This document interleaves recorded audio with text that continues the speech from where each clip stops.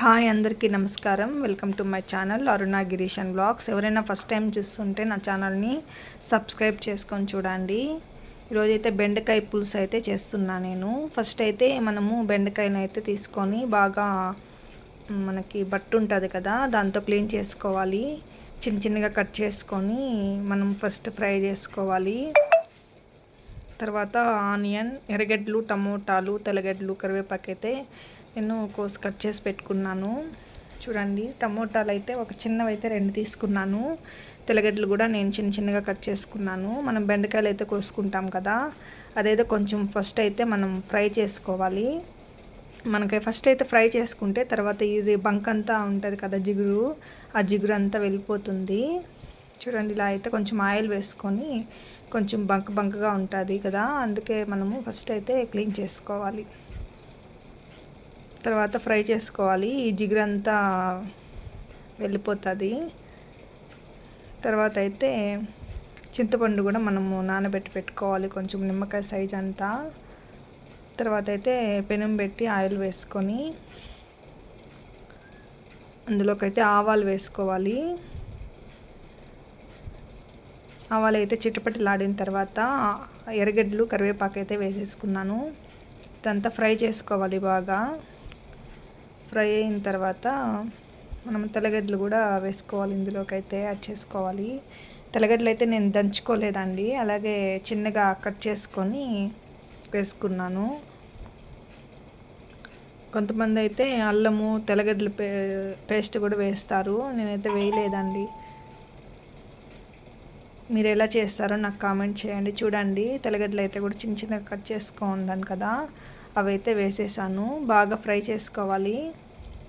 ఎర్రగడ్డలు కూడా బాగా ఫ్రై అవ్వాలి, లేకపోతే మనకి టేస్ట్ అనేది బాగుండదు. ఎంత బాగా ఫ్రై చేసుకోవాలి. ఎర్రగడ్డ, తెల్లగడ్డలు అంతా వేసుకున్నాం కదా, బాగా కలుపుకున్న తర్వాత టమోటాలు కట్ చేసుకుంటాం కదా, ఆ టమోటాలు కూడా వేసేసుకోవాలి. చూడండి, టమోటాలు అయితే కూడా వేసేసుకున్నాను. చిన్న టమోటాలు అయితే 2 తీసుకున్నాను. మనము ఆల్రెడీ చింతపండు అయితే వేస్తాం కదా పులుపుకి, అందుకే టమోటాలు కూడా ఎక్కువ వేయలేదు. పెద్దదైతే 1 తీసుకోండి, లేకపోతే చిన్నవైతే 2 తీసుకోండి.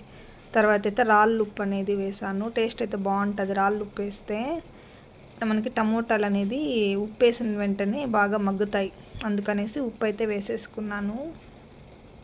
బాగా ఫ్రై చేసుకోవాలి. తర్వాత అయితే మనం కొంచెం ఒక చిటికెడు పసుపు అనేది కూడా యాడ్ చేసుకోవాలి. టమోటాలు వేసిన తర్వాత ఉప్పు, పసుపు వేస్తే కొంచెం ఫాస్ట్గా ఫ్రై చేసుకోవచ్చు. చూడండి, బాగా మగ్గిపోతుంది. ఉప్పు వేసిన తర్వాతే కొంచెం సాఫ్ట్ అయిపోతుంది టమోటా అనేది. మీరు ఎలా చేస్తారో నాకు కామెంట్ చేయండి. మేమైతే ఇలాగే చేస్తాము. చూడండి, బాగా ఫ్రై చేసుకున్నాను. తర్వాత ఫస్ట్ మనము బెండకాయలని ఫ్రై చేసుకుంటాం కదా, అవి కూడా ఇందులోకి అయితే వేసేసుకొని బాగా ఫ్రై చేసుకోవాలి. బాగా కలుపుకోవాలి, బాగా ఫ్రై చేసుకోవాలి. ఫస్ట్ వేయించుకుంటాం కదా, అందుకే కొంచెము జిగురు అనేది తగ్గుతుంది. మనం అలాగే వేసేసుకుంటే చాలా జిగురుగా బంకగా ఉంటుంది.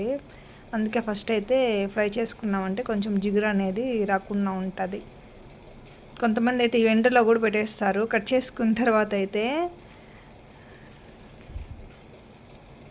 బాగా ఫ్రై అయిపోయింది. తర్వాత అయితే ధనియాల పొడి 2 స్పూన్లు, కారం పొడి 2 స్పూన్లు అయితే వేసుకున్నాను.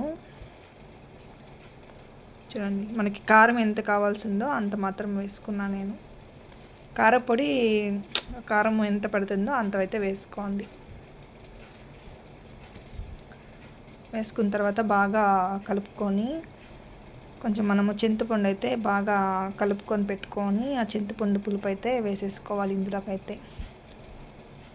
కొంచెం బాగా ఫ్రై అయిపోయింది. చూడండి, మనకి బెండకాయలు అనేది ఫ్రై అయితే మనం కూర సాంబారు వేసుకున్నప్పుడు బాగా టేస్ట్ ఉంటుంది. చూడండి, ఇది చింతపండు అయితే బాగా కలుపుకున్నాను.